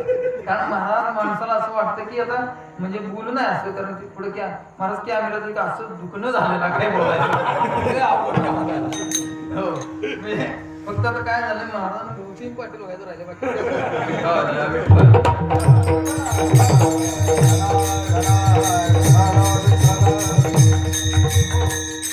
म्हणजे माणसाच्या अपेक्षा वाढल्या. पण एक लक्षात घ्या, काही ना काही अंशात आपण पण मर्यादेच्या चौकटीत राहून त्या पूर्ण करणं आपली पण जबाबदारी आहे. कारण काय झालंय की मोबाईल मध्ये सुद्धा अपडेट वर्जन आहे, तसं आपण सुद्धा अपडेट नित्य झालं पाहिजे. मला सांगायचा मुद्दा असा की जर वासनेचा पडदा जर तुम्हाला दूर करायचा असेल, संत चरण लागता सहज. वासनेचं बीज पडदा नाही, त्याचं बीजच जळून जाईल. आणि तुम्ही सगळेजण शेतकरी आहात, सुज्ञ आहात, की जर बीजच जळलं तर परत उगावतं का? संपलं. त्याचं वासनेचे बीज जर जाळलं असेल, संत चरण, आपल्याला संतांच्या चरणाचा आश्रय करावा लागेल. तर साधा दृष्टांत सांगतो महाराज. वैकुंठवासी डोंगरे महाराजांचं लग्न आहे. आता त्या काळात लग्न अशी व्हायची महाराज, की मुलाला विचारायची नाही, मुलीला विचारायची नाही, डायरेक्ट लग्नाला काय. ठीक आहे, लग्न लावलं. आता पूर्वीचा काळ होता, महाराजांचं सर्वसाधारण 12-13 वर्षी लग्न झालं. आता लग्न झाल्यानंतर महाराजांनी सांगितलं की म्हटले बघ, माझं जीवित कार्य हे संसार करण्यासाठी नाही. मग म्हणले माझी अशी अपेक्षा आहे की तू जोपर्यंत 108 भागवत कथा होत नाही तुझ्या ऐकून, तवर आपण संसाराला सुरुवात करायची. बघा, आता डोंगरे महाराजांचा अधिकार मी पुढे सांगणार आहे. डोंगरे महाराज कोण होते? पण इथं दादांना माहिती आहे, अर्जुन महाराज बरीच जाणकार मंडळी. पण महाराजांचा अधिकार महाराज इतका होता की मगाशी मी सांगितलं, तत्कालीन पंतप्रधान इंदिराजी गांधी महाराजांच्या कथेमध्ये जर समजा पुढं कितीही समाज असू दे, त्यांना त्याची तमान असायची. त्यांच्या पुढे कृष्णाची मूर्ती ते व्यासपीठ असायचं. महाराज फक्त त्याकडे बघून कथा करायचे. आणि त्या काळात इंदिरा गांधी त्यांच्या भागवत कथेला आहे. आणि आल्यानंतर महाराजांनी तिथून स्टेजवर सांगितलं की तुम्ही कोण आहात हे मला माहित नाही, पण तुमच्या येण्यानं माझ्या कथेमध्ये विघ्न निर्माण होते. अर्थात मोठी माणसं कार्यक्रमाला आली का होतं, कार्यकर्ते मंडळींची धावपळ चालू होती. कार्यकर्ते मंडळी त्यांची व्यवस्था करायला गेले आणि त्या मंडपामध्ये थोडासा गोंधळ निर्माण झाला. आणि महाराजांनी स्टेजवर बसून सांगितलं की तुम्ही कोण आहात मला माहित नाही. त्यावेळच्या पंतप्रधान त्यांना माझी तुम्हाला एक विनंती आहे, कृपया तुम्ही या मंडपातून निघून जावं. माझा दृष्टांत संपला. अधिकार महाराज एवढा होता डोंगरे महाराज. मग त्या डोंगरे महाराजांनी लग्न झाल्यानंतर त्यांच्या पत्नीला सांगितलं की म्हणले तुला 108 कथा माझ्या बरोबर कराव्या लागतात. मी सांगतोय संतांची कृपा काय असते, वैराग्य काय असतं. ठीक, आता पूर्वीचा काळ होता महाराज. पूर्वीच्या काळी महिला ह्या जी म्हणायचे, जी शब्द होता. आज सुद्धा जो सुज्ञ वारकरी आहे तो ज्येष्ठाने आज्ञा केली तर जीज म्हणा, जी महाराज म्हणा. हे काही म्हणजे शिष्टाचार आहे किंवा प्रोटोकॉल म्हणा. प्रोटोकॉल आहे. त्या काळात ती जी म्हणाल्या, जी महाराज जसं आपण म्हणाल 108 कथेला म्हणले मी उपस्थित राहणार. झालं, एक कथा झाली, 2 कथा झाल्या, 2 कथा झाल्या. त्या पुढे बसायच्या कथेला 108 कथा झाल्या महाराज. आणि 108 कथा झाल्यानंतर डोंगरे महाराजांनी पत्नीला बाजूला घेतलं आणि विचारलं की म्हणते आता तुझी काय अपेक्षा आहे, आपण संसार करायचा का? तिने सांगितले 108 कथा झाल्यावर जर माझ्या अंतःकरणात म्हणजे संसार करावा ही इच्छा निर्माण होत असेल तर मी या 108 कथा ऐकून केलं काय? माझा मुद्दा संपला. साधूच्या संगतीत संतांच्या संगतीचा परिणाम वैराग्याचे भाग संसाराबद्दल आसक्ती निर्माण झाली. पण पुढचं सांगतो, ते डोंगरे महाराज ज्यावेळी त्यांची पत्नी गेली आबूला, त्यावेळी त्यांची कथा चालली होती सुरतला का गुजरातला. एका मोठ्या शेडजीने त्यांची कथा आयोजित केली आणि कथा झाल्यानंतर त्यांना निरोप कळला की तुमची पत्नी गेली. ठीक आहे म्हणले, गेली ना, ठीक आहे, तिचं कार्य संपवलं, ती गेली. मग म्हणले नाही तुम्हाला तिकडे जावं लागेल. म्हणले पुढचा विधी, अंत्येष्टीचे विधी सगळे करायसाठी. ठीक आहे, पण म्हणले माझ्याकडे पैसे नाहीत. कारण महाराज त्यांनी कथा केली की तिथंच ते काय असेल ते धन त्या अन्नछत्रासाठी द्यायचे आणि पुढच्या गावाला निघून जायचे. हे त्यांचं नित्यक्रम होता. मग त्या शेठजींना सांगितलं तेव्हा महाराजांची पत्नी गेली, त्यांना तिकडे न्यावं लागेल. ठीक आहे म्हणजे काय हरकत नाही, आपण विमानात जाऊ. शेठजीने त्यांना आबूला नेलं आणि आबूला नेल्यानंतर महाराजांनी पत्नीचं दर्शन घेतलं आणि दर्शन घेतल्यानंतर बाजूला आले त्यांच्या डोळ्यात अश्रू निर्माण झाले. आता तुमच्या सगळ्यांच्या डोक्यात एक असतं की महाराजांच्या डोळ्यात अश्रू निर्माण झाले. कशामुळे झाले? कशामुळे महाराजांच्या डोळ्यात अश्रू आले? पत्नी गेल्यामुळे. बरोबर ना? जसं तुमच्या मनात आलं तसं माझ्या पण मनात तेच आलं की महाराजांची पत्नी गेली म्हणून महाराजांच्या डोळ्यात अश्रू निर्माण झाले. पण महाराज त्यावेळी डोंगरे महाराजांचं वाक्य फार भारी. त्याला का साधकाने प्रश्न विचारला त्यांना. महाराज म्हणले तुमच्या डोळ्यात अश्रू? हो म्हणले. कारण नाही म्हणले तुम्ही पत्नी गेली म्हणून रडता का? अरे म्हणले वेडायस का काय? पत्नी गेली म्हणलं म्हणून कोण रडतो? मग म्हणले अरे पुढे अंत्येष्टीचे विधी असतील आणि ते अंत्येष्टीचे अर्थात कार्य 10वा 3रा माणसं येतील. मग ती माणसं आल्यानंतर त्यांना जेवायला घालू कुठनं? माझ्याकडे 1 रुपया नाही. मग म्हणले करायचं काय? काही करू नका म्हणले, तिच्या गळ्यातलं कानातलं सगळं काढा, ते विका, त्यातनं जे पैसे उभे होतील त्याचं माणसांना जेवायला घाला. विठ्ठल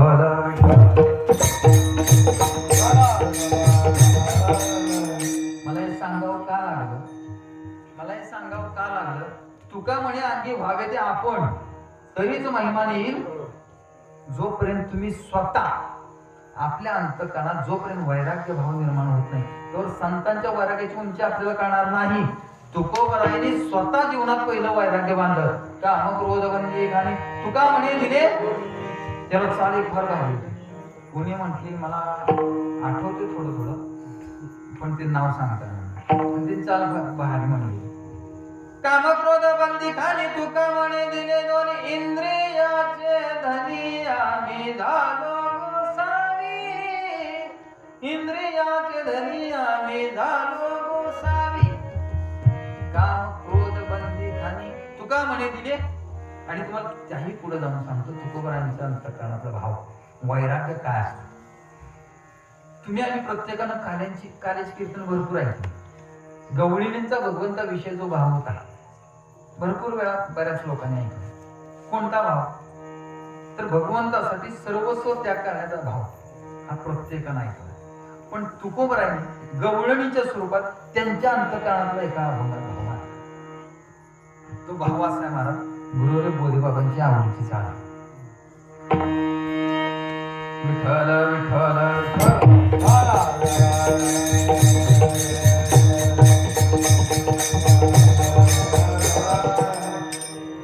जळो हा संसार कैसे वाटनु रे. जळो हा संसार कैसे वाटनु रे. तुकयाचा स्वामी गोपाळा, तुकयाचा स्वामी गोपाळा लागी जीव झुरे. तर पुढचं फार सारं बाहेर केली म्हणली बाबा. आता काय करू सांगा तो मज भेटे. आता काय करू सांगा तो मज भेटे. आता काय करू सांगा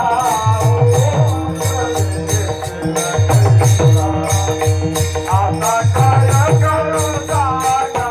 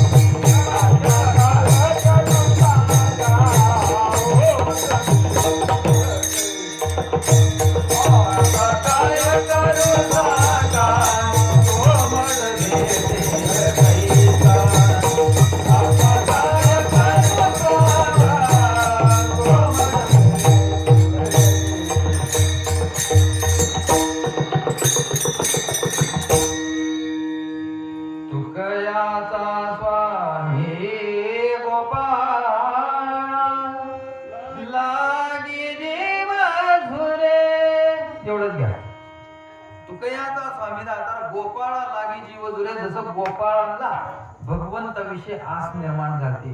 त्यांचा जीव जसा भगवंतासाठी जीव झुरत होता तसा महाराज माझा आता काय करू सांगा तो मज भेटे कैसा. आता काय करू सांगा तो मज भेटे मुद्दा संपला. मला सांगायचा मुद्दा असा, तुकोबरांच्या अंतःकरणात वैराग्य कोणत्या पद्धतीने निर्माण झालं. जळो हा संसार काही शेवट नुरे. शेवट काही माहित नाही, कोण हा संसार जळू दे. कारण पुढचं महत्वाचं होतं, त्यांचा जीव जसा गोपाळांचा जीव झरत होता तसा तुकोबरांचा जीव झरत होता. पण कशासाठी. आता काय करू सांगा तो तुमच्या भागामध्ये आदरणीय वैकुंठवासी शंकर महाराज विठ्ठल काय म्हणजे तुम्हाला सांगतो, सातारा जिल्ह्यात आता अशी परिस्थिती निर्माण झाली. जुनी भजनी गेली महाराज. एखादा मोठ्या भजनाचं भजन ठेवलं तर साथ करायची कोणी, मोठी अडचण झाली. ती वाटते इतकं सोपं नाही महाराज. माणसाने आयुष्य घालवली. काय तुम्हाला सांगतो, पंढरपूरच्या वारीत आदरणीय हरिभक्तीपरायण अतुल महाराजांच्या दिंडीमध्ये त्या रोज मला वाटतं एकादशीला सकाळी त्यांचं भजन असायचं त्यांच्या ह्याच्यात दिंडीमध्ये. आणि आम्ही तिथंच राहिला इसबावीला. मग तिथनं खाली उतरायचं. पण तुम्हाला सांगतो सातारा जिल्ह्यामध्ये आदरणीय हरिभक्तीपरायण वैरागकर सर असतील किंवा वाईकर सर असतील, त्यांची साथ त्या माणसाने करावी. कारण महाराज मी आदरणीय हरिभक्तीपरायण किरण भोसले सरांकडे शिकत होतो. मग शिकत असताना सरांनी आम्हाला बरीच काही काही सांगितलं. आता पूर्वीचा काळ होता, त्यावेळी काही जास्त मोबाईल नव्हते रेकॉर्डिंगचे.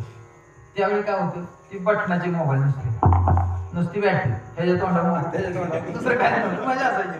आणि व्हायचं काय की त्यावेळी रेकॉर्डिंगचे मोबाईल नव्हते. मग त्या अशी जुन्या मंडळींनी चाले म्हणले की लक्षात राहायचं नाही. मग त्याला काहीतरी पर्याय करायला लागायचा. मग काय पर्याय करायचं, काय नाही, दोघा चौघांनी ऐकले की तुमच्या लक्षात राहिली तर राहिली, ह्यांच्या राहिली तर राहिली किंवा माझ्या, अशी दोघा चौघांनी टोळीनं बसायची आणि त्या चाली हुडकायच्या.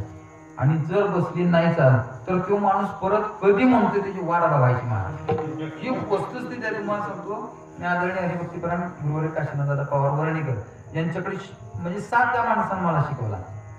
पण त्यावेळी असं भजनाला बसलं की त्यांना आठवायचं नाही नोटेशन आपण काय मारलं. आणि लक्षात घ्या, शिंगर कधी रस्त्याने सरळी चालत नाही. शिंगर ती बारकी बारकी करड कधी रस्त्याने ती उड्या मारणार, इकडे जाणार तिकडे जाणार.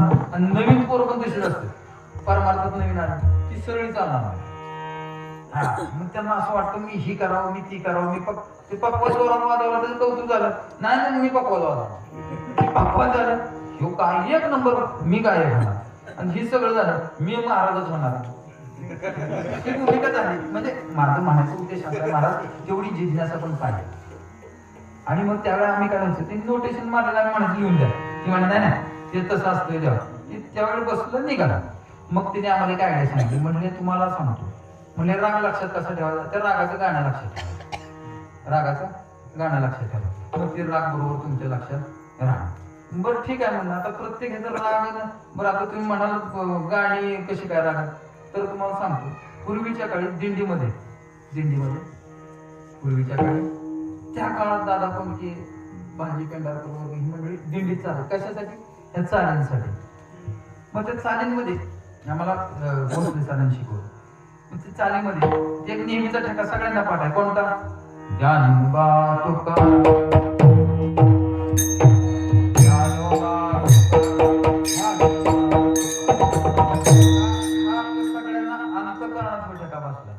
पकवास, हे बोल, हे टाळ, ज्ञानोबा तुकाराम हे सगळ्यांच्या डोक्यात फिट बसलं. पण ती दिंडीत आली आणि त्यांनी ऐकलं काय, ज्ञानोबा तुकाराम. आणि त्यांना एक चाल सुचली, ज्ञानोबा तुकाराम.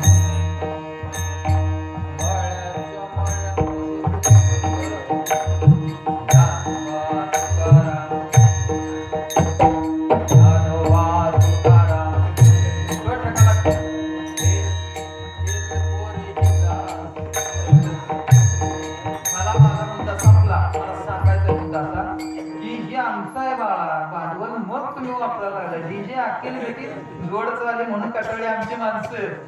मी मगाशी जसं म्हणलं, येथे उपकारा येथे उपकारा येथे भरपूर चालेल. मला चालेल काय तुम्ही, मला सांगायचं म्हणता असं ही संस्कृती, ही संगीत, ही वारकरी संप्रदाय दिली मला. त्या काळात गणपत स्वामी महाराजांनी याचं आधी निर्माण केलेलं. त्याला किती वर्ष झाली की आजकाल माणसाला वाटतं ना ही लय नवीन आहे बाबा, ही जुना आहे, तू नवीन आहे सांगत होतो म्हणता असता की तुकोबऱ्यांचा हा भाव आहे त्याच्या पाठीमागे. कोणता?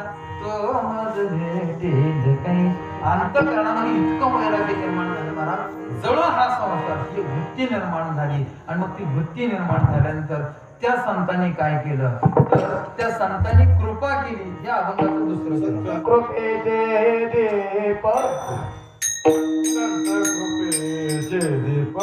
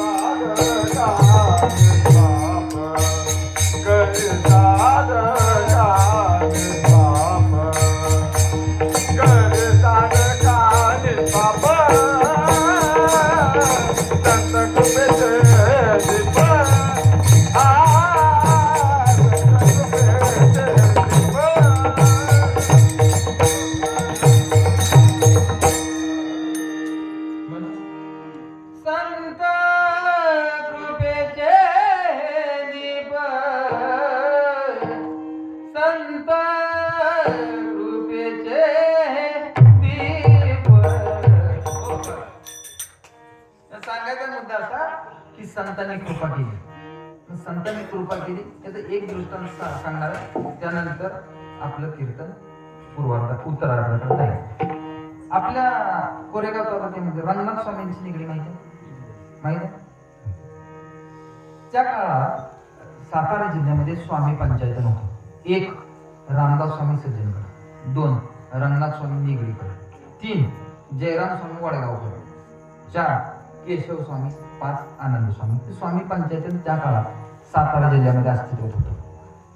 आणि त्यावेळी झालं असं की त्या रंगनाथ स्वामींच्या भावाचा मुलगा खंडोबा हा अतिशय पापी, अतिशय दुराचारी, पण जीवनामध्ये काय पश्चाताप झाला, काय अनुताप झाला. आणि महाराज हा रंगनाथ स्वामींना शरण आला. महाराज दोन फरक आहे पश्चातापात आणि अनुतापात. अनुताप झाला की माणूस भजनाला लागतो आणि पश्चाताप झाला की माणूस भांडायला लागतो. फरक बघा, पश्चाताप झाला की माणूस भांडतो आणि अनुताप झाला की माणूस भजनाला लागतो. हा फरक आहे. तर खंडोबाच्या जीवनात पश्चाताप झाला, अनुताप झाला आणि हा रंगनाथ स्वामींना शरण आला. शरण आल्यानंतर स्वामींना सांगितले, म्हणले महाराज आतापर्यंत मी भरपूर आयुष्यात पाप केली, आता म्हणले मी कंटाळलो, आता म्हणले मी तुम्हाला शरण आलो नाही. म्हणून शरण जावे सर्व वाढे. महाराज तुम्ही देवते संत, देवते संत देवाचाच अवतार आहे महाराज. मग म्हणले मी तुम्हाला शरण आले, आता तारी अथवा मारे, जवळी अथवा दुरी दरी, तुम्हाला काय पाहिजे काय म्हणले मी तुम्हाला शरण आलाय. आलायच ना? म्हणले ठीक आहे. कोण? रंगनाथ स्वामींच्या भावाचा मुलगा खंडोबा. म्हणजे आलायच ना, माझ्या मठात राहायचं. ठीक आहे म्हणले मी राहतो. आता राहिल्यानंतर म्हणले मी काम काय करायचं? खंडोबा विचारलं खंडोबानं. म्हणले काहीच नाही, कुठं जाणवट कर, कुठं पाणी आणून दे, कुठं देवाला फुलं आण, कुठं गंध उघडून दे, ती तुझी काम. ठीक आहे म्हणलं, काय हरकत नाही. काही दिवसानं रंगनाथ स्वामींच्या अंतःकरणात भाव निर्माण झाला की आता तीर्थयात्रेला गेलं पाहिजे. आणि रंगनाथ स्वामी शिष्यांना सांगितलं की म्हणजे असं करा, आणखीन 5 दिवसांना आपण तीर्थयात्रेला निघणार आहोत, तुम्ही तीर्थयात्रेची तयारी करा. तर त्या काळी बैलगाडीचा प्रवास सगळा आणि 5-5 दिवस आधी तयारी करायला लागायची तीर्थयात्रेची. आणि तुम्हाला खरं सांगतो आजकाल पण भरपूर तीर्थयात्रा आहे.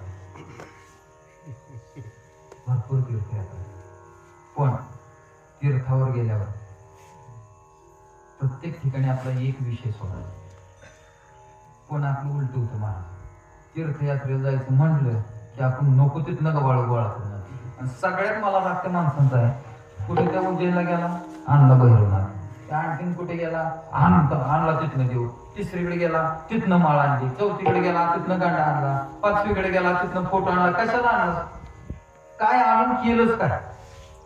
तुम्हाला खरं सांगतो, मुद्दा माझा ऐका. कुठल्याही देवस्थानाच्या ठिकाणी गेला तर धातूच्या मूर्ती किंवा पाषाणाच्या ह्या दोनच मूर्ती ह्या पूजेला ग्राह्य मानल्या जातात शास्त्रात. तुमचा फोटो, गळ्यातलं लॉकेट, हातातलं ते काय तुमचं ब्रेसलेट फिसलेट असलं काही चालत असं शास्त्र सांगतं, मी सांगत नाही.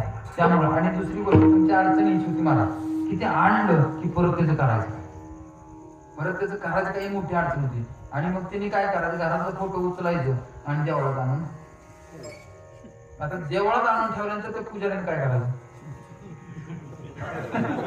काय झालं तुम्हाला सांगू, मला सांगतो.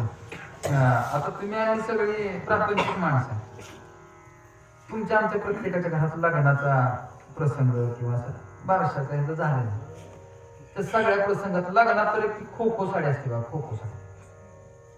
खो खो साडी असते, हा सासून काय करायचं, पुरीला द्यायची साडी, ती पुरीला जपून ठेवायची साडी. ज्यावेळी त्या सासूला परत नातू त्यावेळी तीच साडी तिने उचलायची, परत सासूला द्यायची. ती झाली की परत त्या सासून काय करायचं, तीच साडी उचलायची त्या सुनाच्या बहिणीला द्यायची, त्या बहिणीने उचलायची साडी, तीच परत सासूच्या आणखीन बहिणीला द्यायची. म्हणजे ती खो जिथं साडी जाईल तिथं खो घेतल्याशिवाय पुढे उठत नाही. मग ती खो खो साडी अशी करून फिरून फिरून फिरून फिरून परत एकदा जिथून आली तिथंच मिळते. तसं महाराज फोटोंचं झालंय.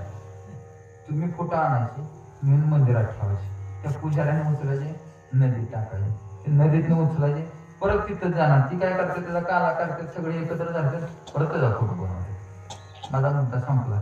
त्यामुळे माझी विनंती आहे, तुम्ही कुठेही जावा, फक्त मी मागाशी जसं सांगितलं तिथनं काही घेऊन येऊ नका, आणि घेऊन आला तरी एकच आणा.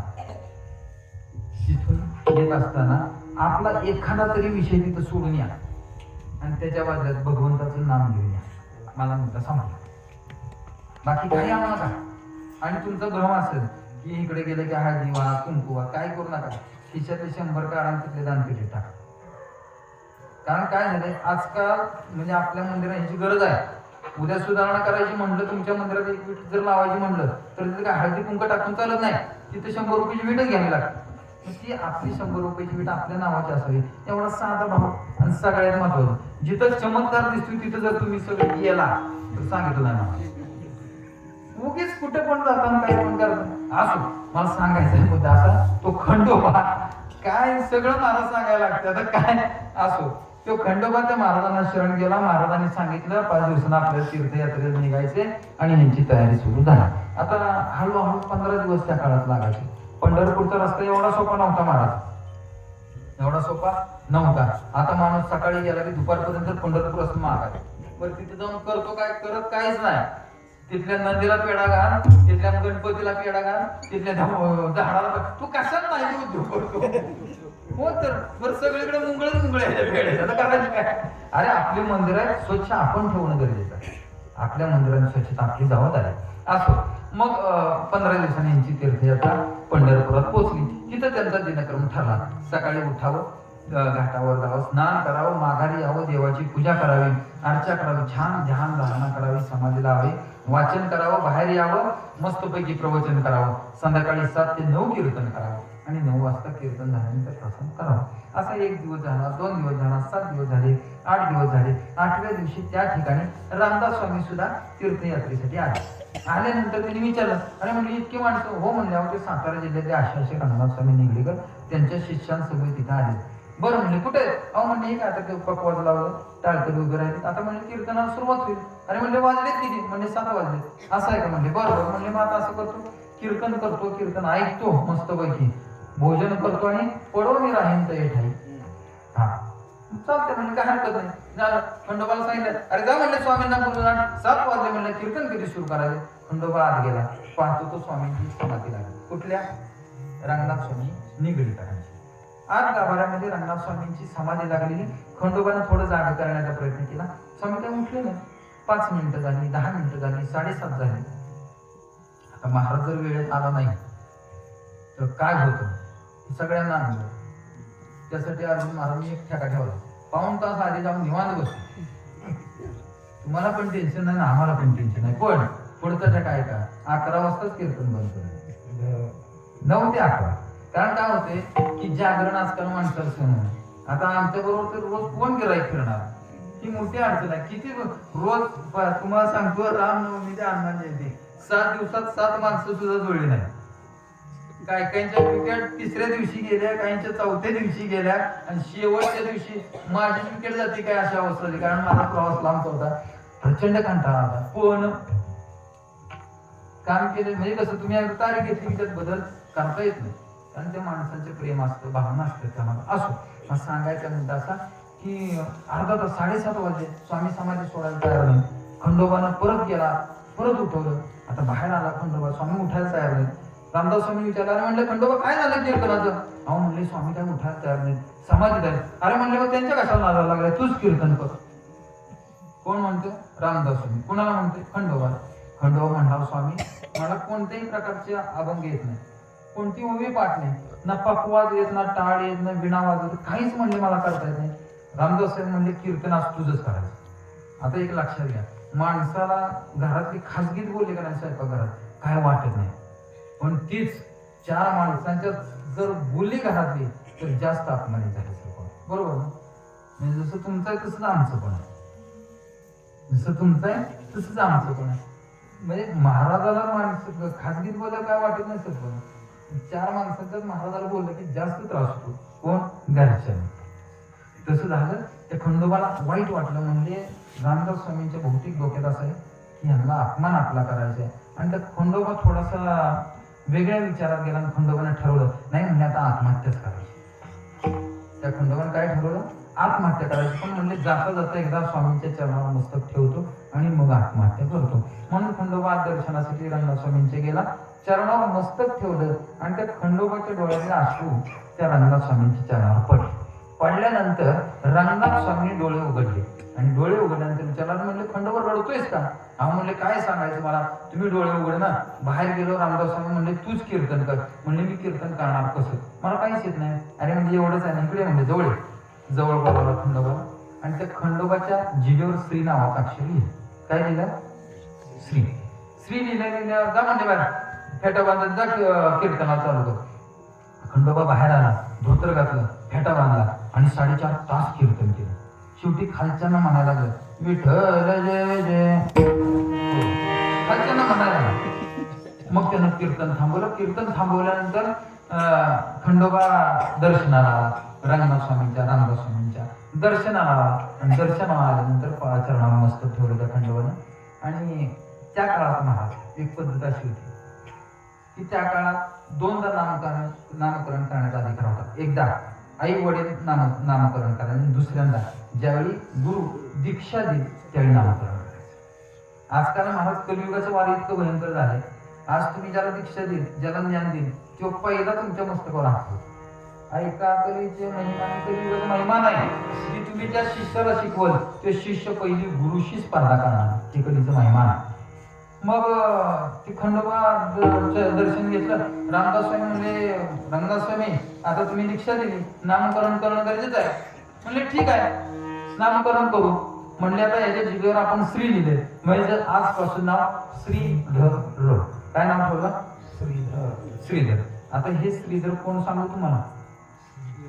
हा, जो श्रीमद भागवत ज्यांनी 1 लक्ष ओव्या लिहिल्या त्या श्रीमद भागवतावर ते श्रीधर स्वामी, जे तुम्ही वाचता ना, श्रीधर स्वामी रचित, तिथे राम विजय त्यांचा, हरी विजय त्यांचा, अशा अनेक तिने ग्रंथांची निर्मिती केली. आधी होता कोण?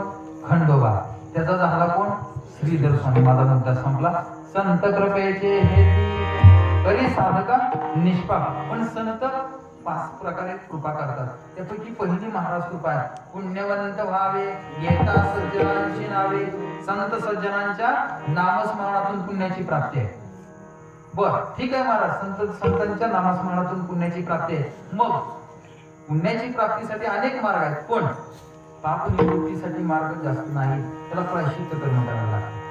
मग प्रत्येकासाठी, प्रत्येक वर्णाश्रमासाठी, प्रत्येक कुलासाठी ही वेगवेगळी प्रायश्चित्त कर्म आहे. कृष्ण चांद्रायणाची वगैरे ही प्रायश्चित्त कर्म फार वेगळी आहेत महाराज. ही तुम्ही आम्ही आचरणाला आणण्यासारखी नाही. कारण महाराज, जर समजा आचमन घेताना चुकून अधिक जर आपण जर प्राशन केलं तर महाराज सुरापान केल्याचा, अर्थात दारू पिल्याचा दोष लागतो. हे वाटते तो सोपं नाही कर्मकांड. मग महाराज आम्हाला पाप म्हणजे पुण्य आम्ही कमवू, पण पाप निवृत्ती करता प्रायश्चित्त कर्म तुकोबा राय सांगतात, तुका म्हणे पापी जाती. संतांचं जर नामस्मरण केलं तर पाप निवृत्ती होते, पुण्य प्राप्ती होते. आणि तिसरा मुद्दा, जगा काळ घाया मी माथा दिला पाय. अख्खं जग मृत्यूला घेतो, अख्खं जग काळाला घेतो, पण तो काळ आमच्या तुकोबारांना घेतो. एक चाल म्हणतो, कारण महाराज मोह आवडना आदरणीय हरिभक्तीपरायण दादा पुढे पुढे म्हणायचे. आम्ही त्या दिवशी त्यावेळी कोकर होतो, कोकर, आणि त्यांच्या मागती महाराज प्रयत्न करायचा. पण त्यात एक आलाप जो होता तो बसायचाच नाही. बरेच वर्ष आम्ही प्रयत्न करायचो, कारण तो आलाप जर आलाप घेतला तरच त्याचा आल्याची मजा आहे. तुकाराम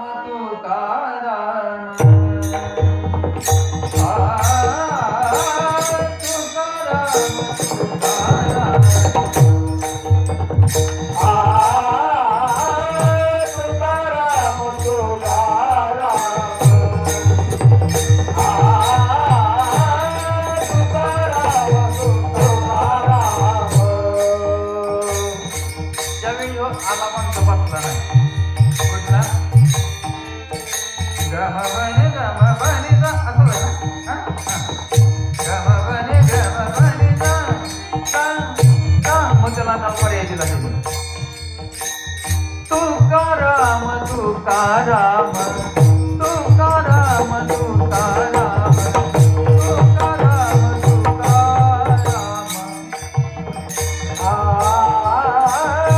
तुकाराम तुकाराम तुकाराम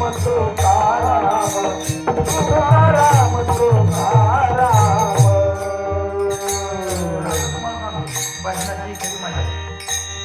त्यांच्या समोर जर तुम्ही आला नाही तर तुम्ही रात्रभर भजन केलं तरी त्याला मार्क शून्य. मग त्याला पर्याय काय? मग ह्याला पर्याय दिले आम्हाला असं, तुकाराम तुकाराम तुकाराम तुकाराम तुकाराम तुकाराम तुकाराम तुकाराम.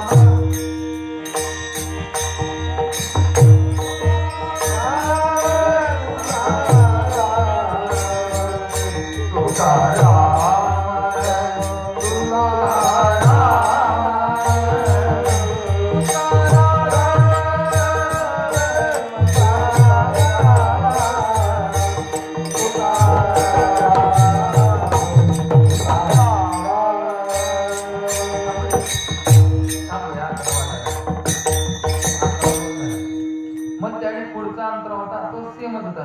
नाम घेता कापय नाम घेता कापय धन्य तुकोबार धन्य तुकोबार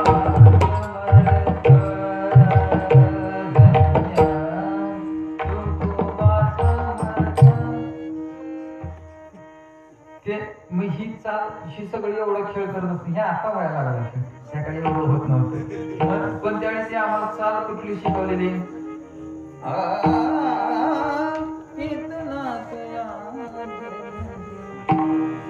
आम्ही लक्षात ठेवलं. पण ते ग ग ग ग ग ग ग ते बसायचं नाही. ते गण गण मला फरक निघायचा नाही. लय अवघड काम आहे. हे वाटतंय तो सोपं नाही.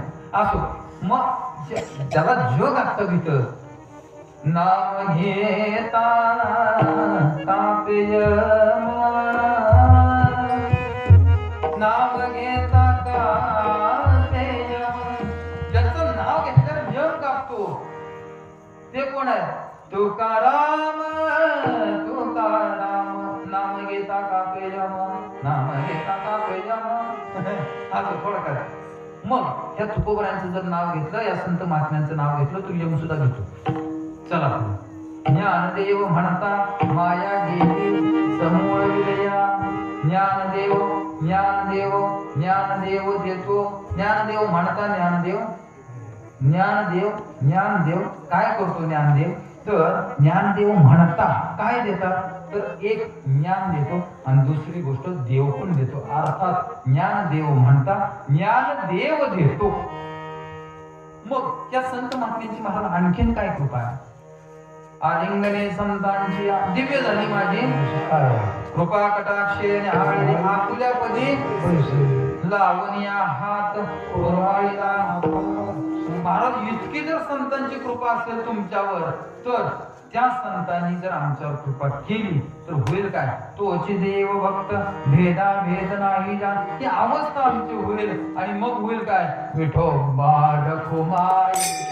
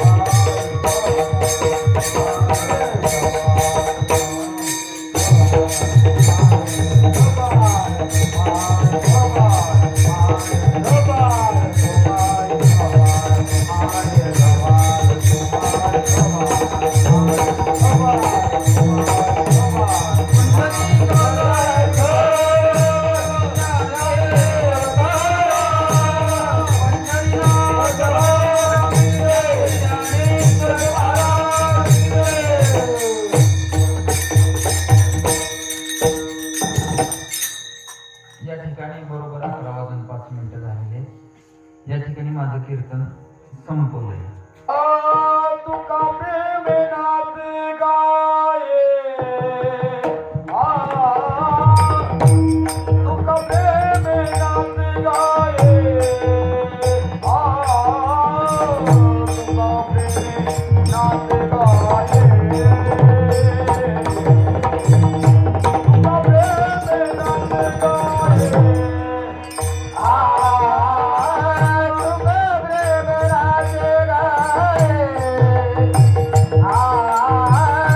तुका प्रेमेनाथ गाये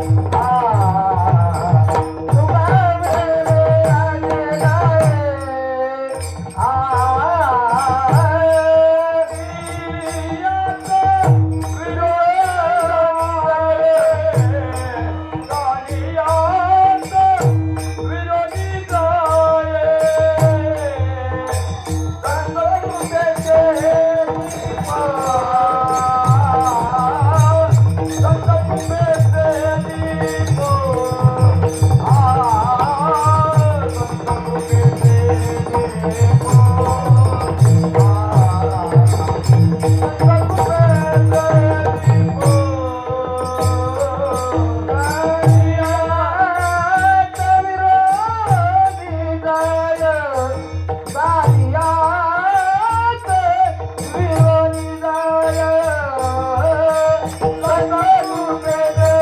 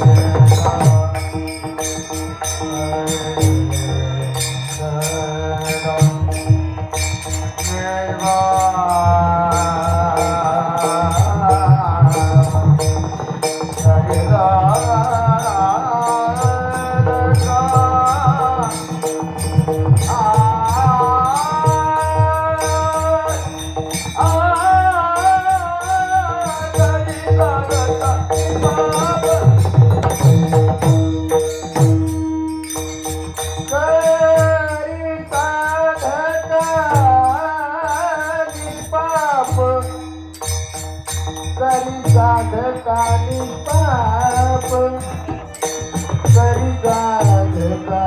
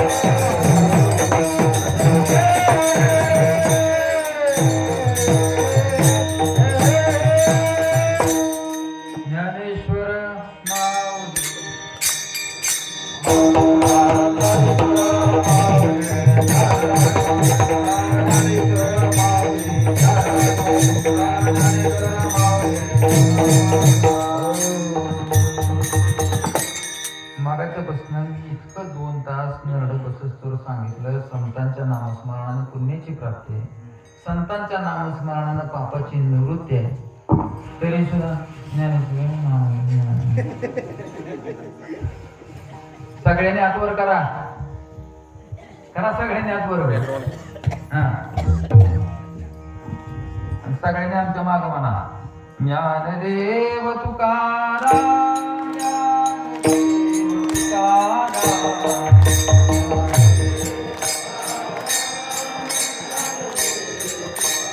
म्हणा म्हणा म्हणा ज्ञानदेव तुकाराम ज्ञानदेव तुकाराम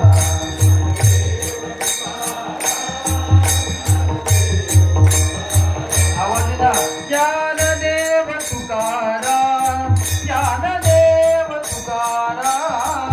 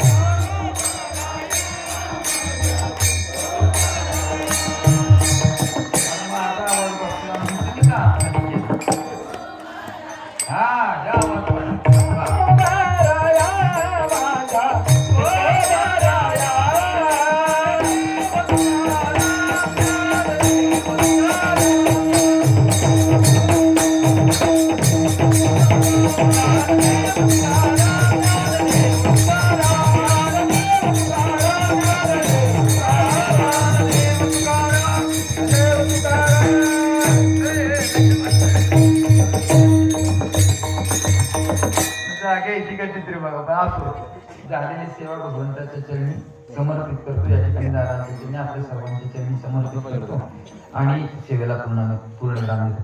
विठ्ठल जय जय.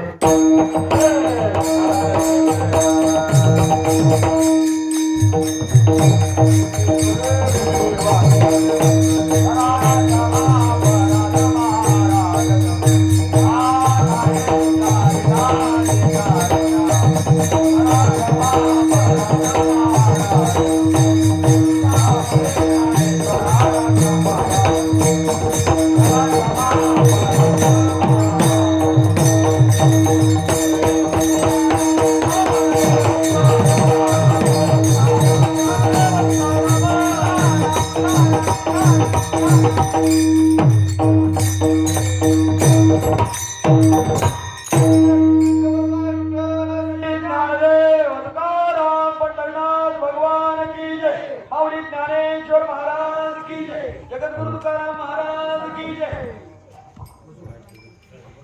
2 मिनिटं